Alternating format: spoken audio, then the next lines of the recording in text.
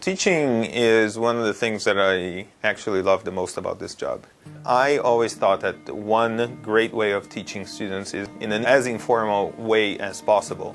So I make a lot of jokes, I make a lot of real-life analogies. I think that humor allows people to relax and absorb and say, you know, this is a fun experience. I think that I am able to inculcate in the students' minds that they have to work hard and there is no free lunch.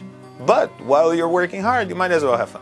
Having a love for the subject is something that will create great professionals. You ask us questions throughout to make sure people are into it and make us think. One of the things that I like to do the most is to give the students a little bit of incentive to think and not just to absorb whatever is taught in class. I tell them from the beginning, this is a hard course and you have to think.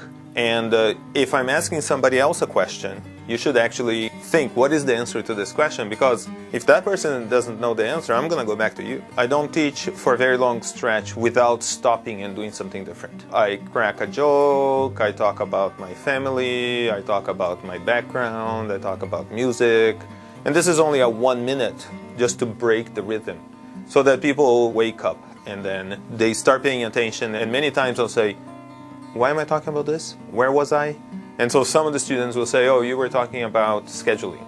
Oh, and then the relationship between scheduling and what I'm talking about, music, for example, is blah, blah, blah. The surprise factor, I think, keeps them on their toes. I was really surprised, like from day one, he knew my name. There's just things like that. He's very interactive with the students. You know, keeps your mind active. You can't fall asleep in class without him trying to get you going. I typically know the students' names in the entire class in about 2 weeks. So I call people by name and I say Joe, and then Joe goes, oh, he knows my name, right? So it's a personal relationship. This exchange is something that keeps the class moving. So once in a while, for example, I stop the class and I say, okay, look to your right, look to your left, explain to the person on the right or the left what you just learned in the last half hour.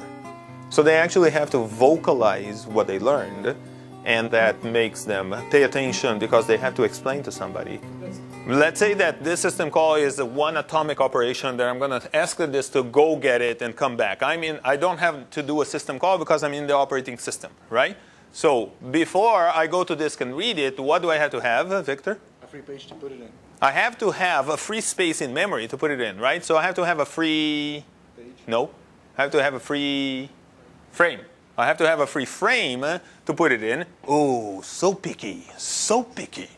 Computer science changes every 10 minutes. So if they just memorize one thing, and this thing changes next year, they get a job next year and they say, oh, I can't do this.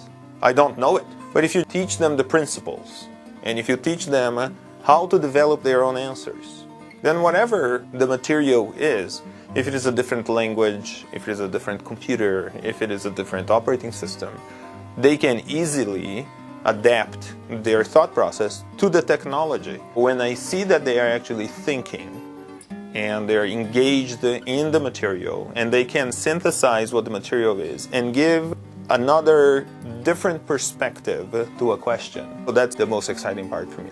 I try to show the students that it's not the technology that is important, but it is what they carry inside their brains. And so this thought process that they can adapt to any situation is what they should be learning.